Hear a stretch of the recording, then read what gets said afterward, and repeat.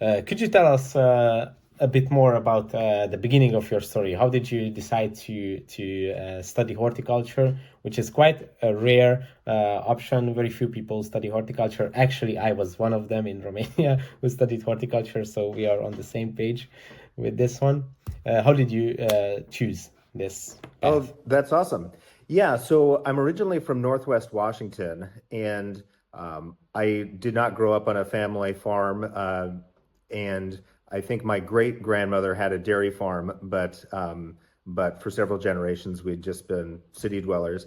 But growing up, I always loved growing plants. I loved, you're literally creating life. Yeah. You are photosynthesizing. I remember one of my earliest memories was in Montessori school, just growing a little corn shoot, and just the color of the sunlight through the corn was just magical to me. And so I always loved gardening, always loved plants, always loved being outside. And when I thought about what I wanted to do for a career, I did not want to be in an office. I wanted to grow plants. And in Northwest Washington, that would have been at the time raspberries or like nurserymen. But I also felt a real draw to wine grapes. There was so much history there, so much, layers of society, history, religion, geology, everything, that even though I didn't drink wine as a child, I always thought it would be very fun to do. So that was kind of my goal. And in Northwest Washington, there's not a lot of grapes grown. There are a lot in Eastern Washington, which is much more of a desert climate. But then in Western Oregon, there was a fairly new and growing industry. And so I came down to Corvallis to go to Oregon State.